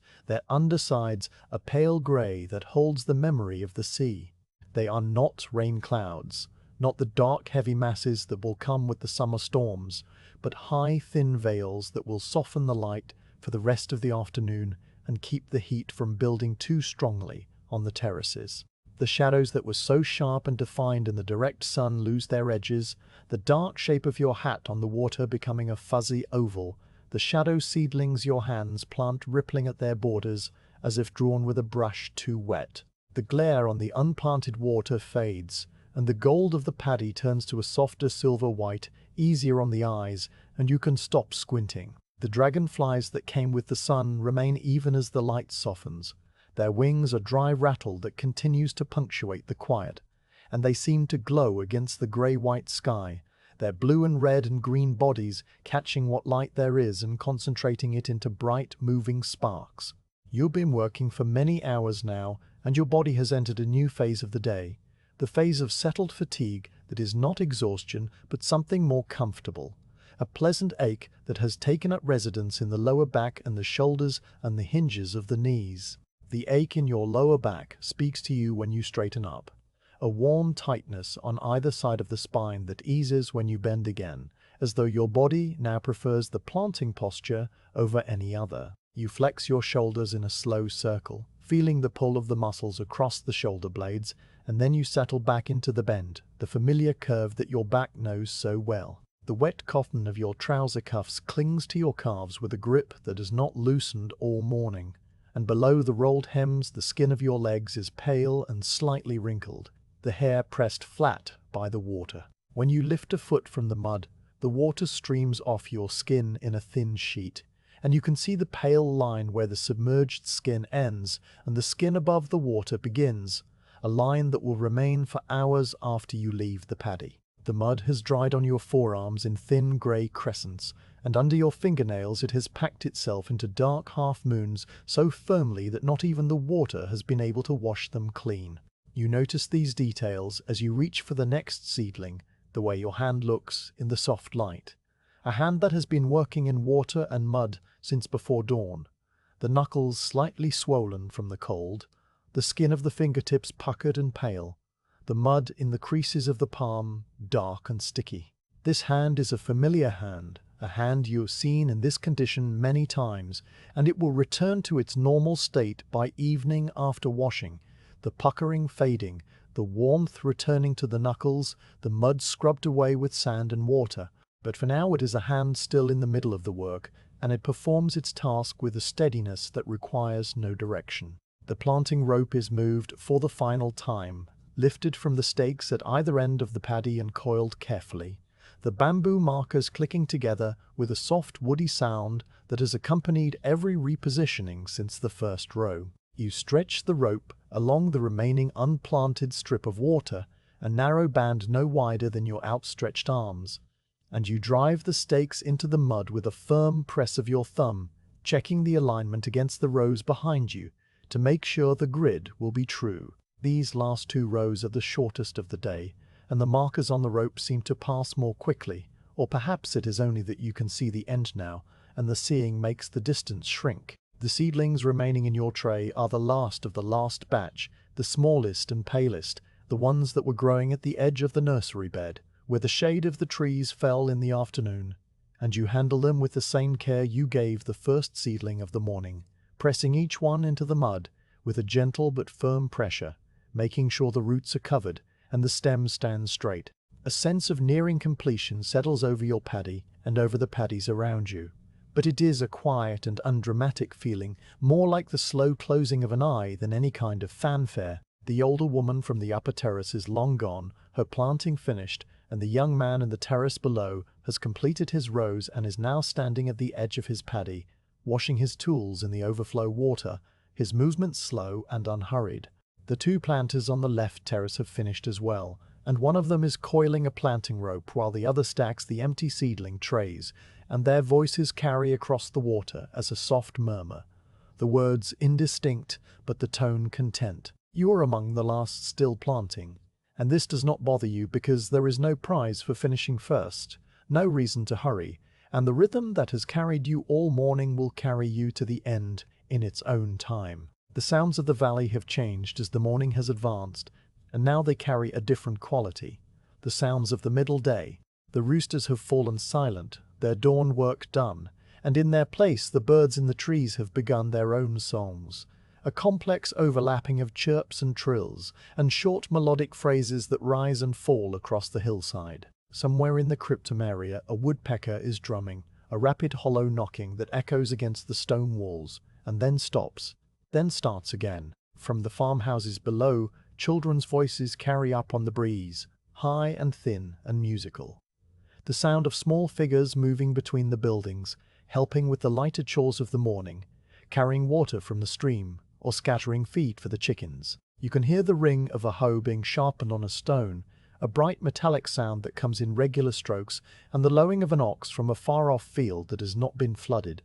a field where the dry crops grow, the vegetables and the beans and the sweet potatoes that supplement the rice through the year. The ox lows once and then is silent, and the sharpening ring continues for another 10 strokes and then stops.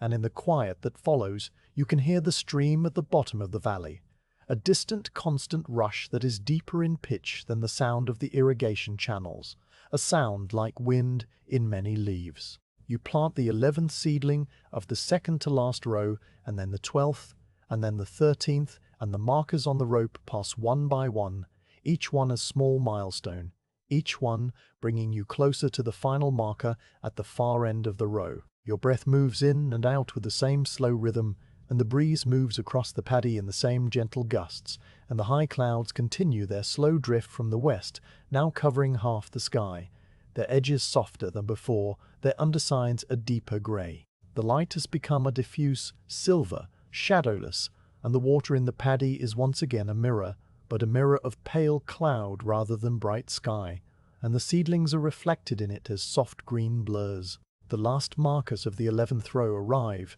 and you press the final seedling of that row into the mud, and then you straighten and move the planting rope for the very last time. The last row is before you, a narrow strip of unplanted water against the far wall, no wider than the span of your arms, and the markers on the rope are only a fewer than any row before. You take the first seedling of the last row, and you hold it for a moment, feeling the cool stem between your fingers, the fine roots dangling, the tiny speck of dark soil still clinging to one root filament, and then you bend and press it into the mud at the first marker. The work continues, the rhythm unchanged, because the last row is just a row like any other, and the last seedling is just a seedling like any other, and the care you give it is the same care you have given all the others since the misty first hour of the morning. And then, without any ceremony, the last seedling goes into the mud at the last marker, and you press it down with your thumb, feeling the mud close around the roots, and you lift your hand from the water, and the planting is finished. You stand there for a long moment, still bent, your hand hovering above the water, as if your body has not yet received the message that the work is done. Then you straighten up fully, your spine uncurling, your shoulders pulling back, your hands coming to rest on the small of your back, and you look at the paddy. The grid of seedlings is complete, a neat green geometry stretching from one end of the field to the other, each plant standing in its place, each row straight and true, the whole paddy transformed from a sheet of empty silver water into a living fabric of pale green threads. The seedlings vibrate softly in the breeze that has just begun to stir, their leaves trembling with a motion so small it is almost invisible, and the water between them is still, holding the reflection of the high clouds and the blue patches between them and the dark line of the cryptomeria on the ridge. The paddy is no longer empty, no longer waiting. It is full of the new rice, and the work of the morning is complete. You stand at the edge of the paddy, your feet still sunk in the cool mud, your hands still dripping water, and you look at what you have done, and the satisfaction that fills you is as quiet and as steady as the water flowing through the divider gate, as the breeze moving across the hillside, as the high clouds drifting in from the sea. The last seedling stands in the mud with its leaves barely trembling in the breeze, and for a long moment you simply stand there with your hands resting on your hips and your back straight and your eyes moving slowly across the green grid you have made. The water has settled around the new plants, the silt clouds from your final steps already drifting back down to the mud, and the surface is returning to its mirror smoothness, erasing the record of your movements as though you were never here. Then you exhale, a breath you did not know you had been holding, and the work of the morning shifts into the work of closing the day. You wade to the near end of the paddy, your legs pushing through the water with a slow heavy resistance, and you lift the planting rope from its stakes. The rope has been in the water all morning, and the rice straw of the rope is dark with moisture, heavier than when you stretched it across the paddy in the grey dawn.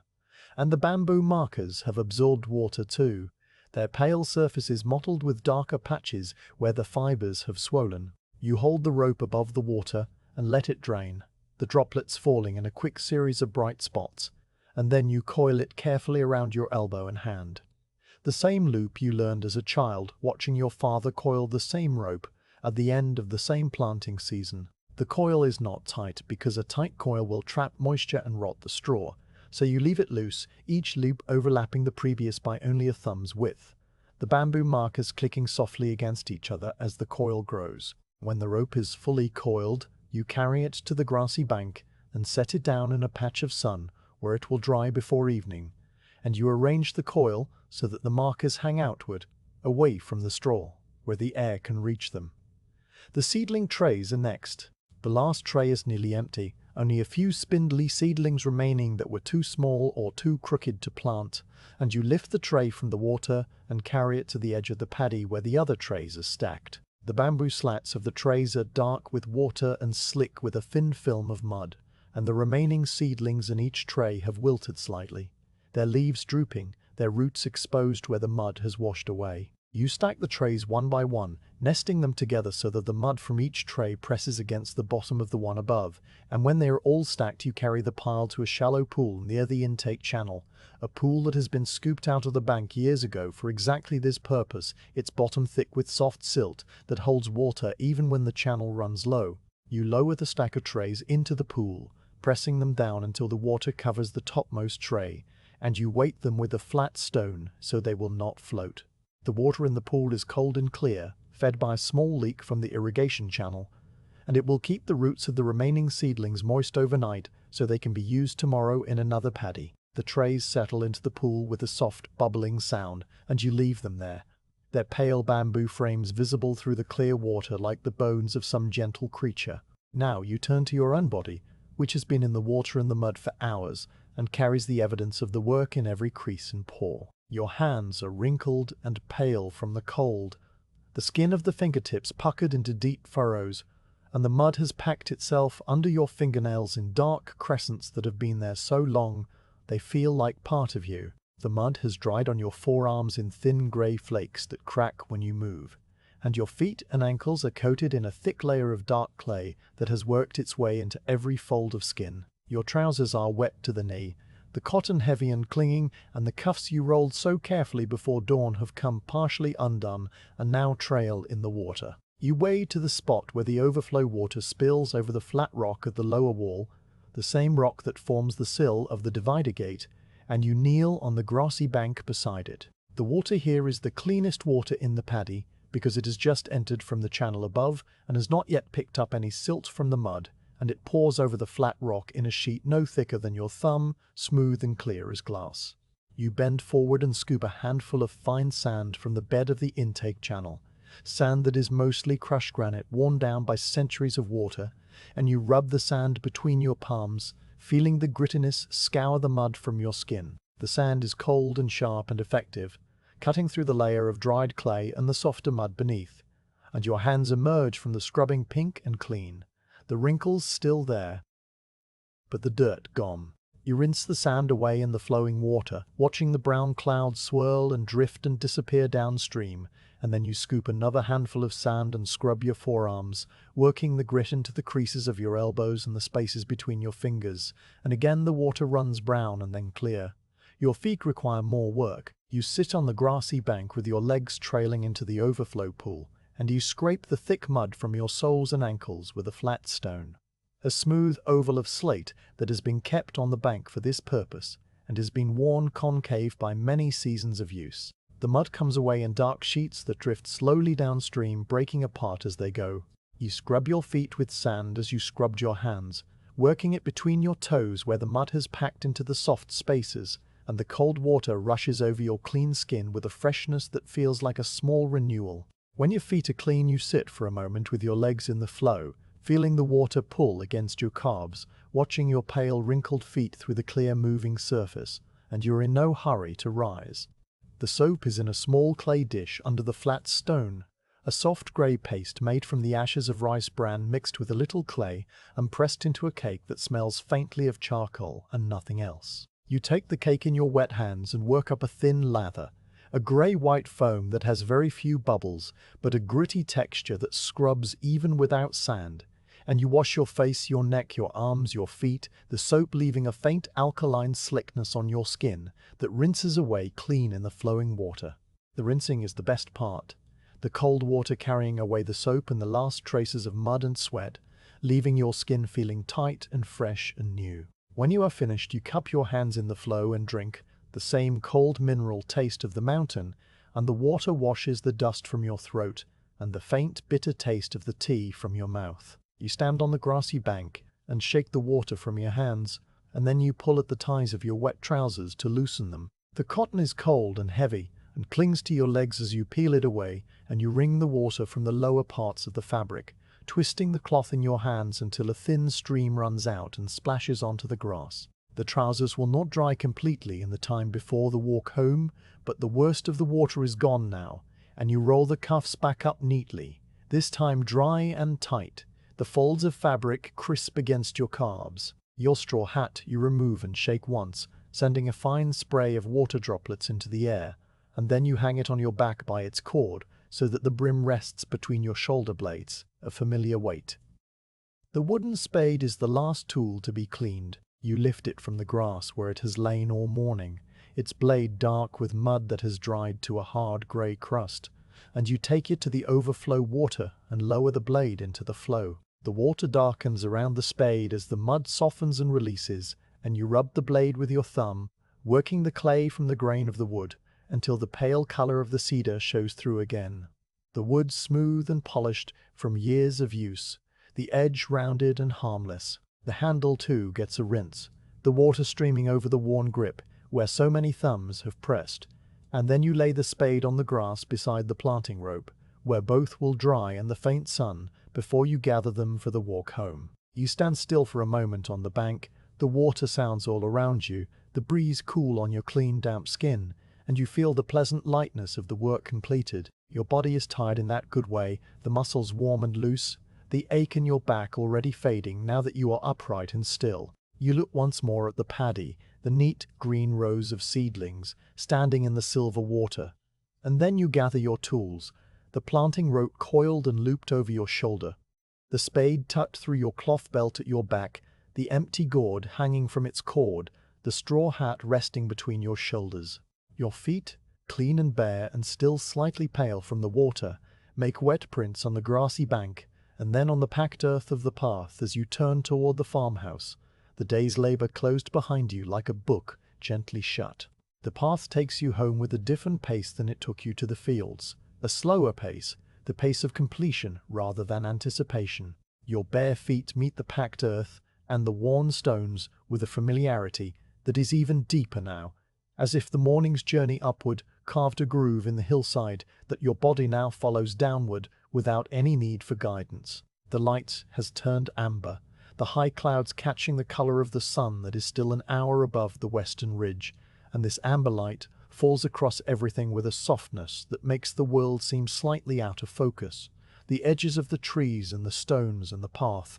all blurred into a gentle glow. The shadows have lengthened dramatically. Your own shadow stretching out before you on the path, a long thin shape with a hat between its shoulders and a coil of rope across its chest, and this shadow walks ahead of you as if it is more eager to reach home than you are. The stones under your feet are warm now, having soaked in the sun since mid-morning, and the sensation is entirely different from the cold slick dew of the dawn journey. You can feel the stored heat of the day rising through your soles, a pleasant dry warmth that contrasts with the memory of the cold mud that has only just been washed from your feet. The path is no longer bordered by mist and grey uncertainty, but by clear views of the valley below, the farmhouses now golden in the low light, their thatched roofs glowing like embers, their paper screens shining a warm cream. The smoke from the cooking fires has changed from the thin white threads of morning to thicker columns of pale grey, and you can smell the burning wood now, a sweet smoky scent that drifts up the hillside and mingles with the scent of the drying grasses and the warm stone and the faint green of the cryptomeria. You pass the little earth shrine that you saw before dawn, and in the amber light it looks different, less hidden, less secret. The flat stone and the two upright rocks are dry now. The morning's damp evaporated, and the moss around them has fluffed up in the warmth, a cushion of bright green that catches the low light and holds it.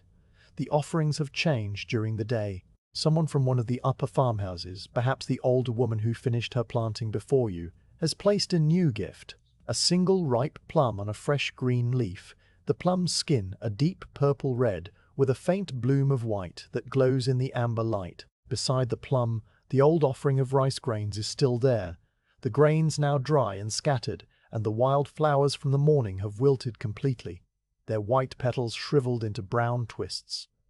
The smooth pebble remains, unchanged, because pebbles do not change in a single day. You pause again, as you paused in the morning, and you look at the shrine with the same quiet acknowledgement, and then you continue on your way. The irrigation channel that has accompanied you all day is still beside the path, its water still flowing with the same steady gurgle, its surface now catching the amber light and turning it into a ribbon of liquid gold that winds alongside you through the trees. The channel has done its work for the day, carrying the mountain water to the terraces, and it will continue its work through the night and through the next day and through all the days until the harvest, never stopping, never resting, a constant thread of motion that holds the whole hillside together. You stop once more at the small wooden sluice gate, where you cleared the leaf in the morning, and you see that the water is still flowing cleanly through the slit, the pool behind it clear and smooth, no new debris clogging the flow. The chestnut leaf that you removed is nowhere to be seen, washed downstream hours ago,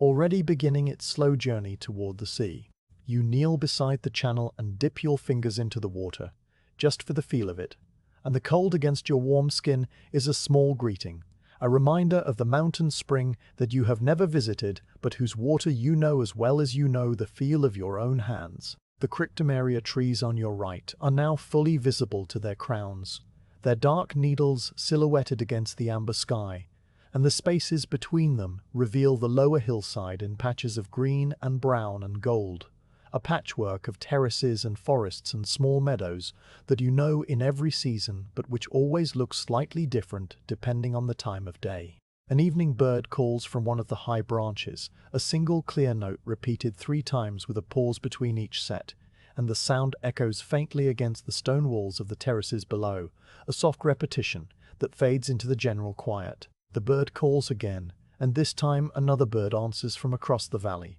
the same 3 notes, a conversation that you are not part of, but that you listen to as you walk, your footsteps slow and steady on the warm stones. You pass the place where the bamboo pipe crosses the small ravine, and you can hear the water rushing through it, a hollow wooden sound different from the open gurgle of the channel, and you glance through the trees and see the pipe glinting with moisture at its joints, the rice straw rope bindings dark with water,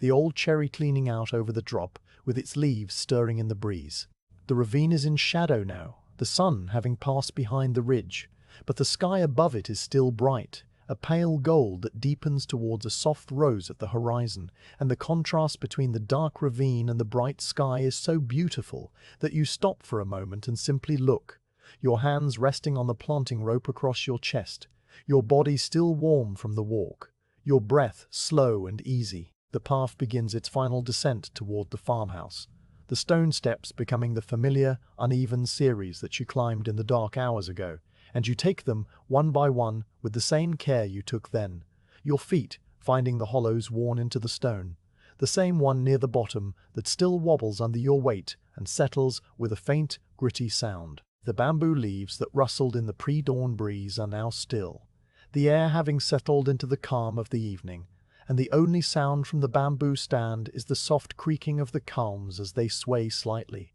a sound like old wood shifting in its sleep. The farmhouse emerges from the trees as a dark shape against the glowing sky, its steep thatched roof a familiar silhouette that you have seen at the end of 100 working days, and the sight of it brings a quiet comfort that is not an emotion so much as a physical settling, a loosening of something in your chest that you did not know had been held tight. The paper screens facing the valley are still open, and from inside the house comes the soft orange glow of the hearth, the same hearth that was only a few coals when you left, now rebuilt into a proper fire for the evening meal. The smoke rises from the roof in a thin column that leans slightly to the east, pushed by the same breeze that has followed you down the hillside, and the smell of the smoke is the smell of home.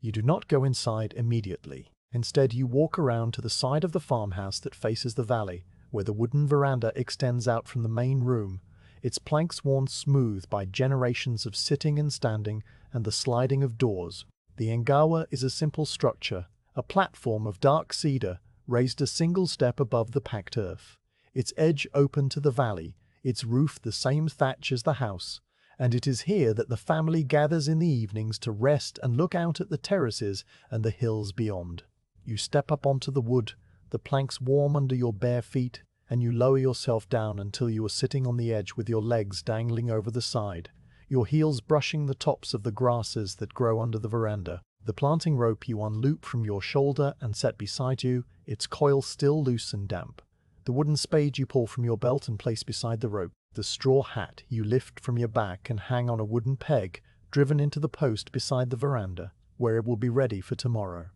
The water gourd you hang beside it, empty now, but soon to be refilled. Then you are sitting with your hands empty and your back against the post, and you let out a breath that seems to have been waiting all day to be released. Someone inside the house, your mother or your aunt, or perhaps a younger sibling, has placed a cup of barley tea on the veranda beside you. The same bitter roasted tea you drank in the paddies, but now fresh and hot. The steam rising in a thin curl that catches the amber light. You take the cup in both hands, the clay warm and rough, and you hold it under your chin without drinking, the steam touching your face with a gentle dampness, and you look out at the valley. The terraces are visible from the engawa, the same terraces you worked in all morning, and now they are a series of shining steps on the hillside, each one catching the last light of the sun at a slightly different angle. The paddies are golden where the sky is golden, rose where the sky has turned to rose, and the seedlings you planted are too small to be visible as individual plants from this distance,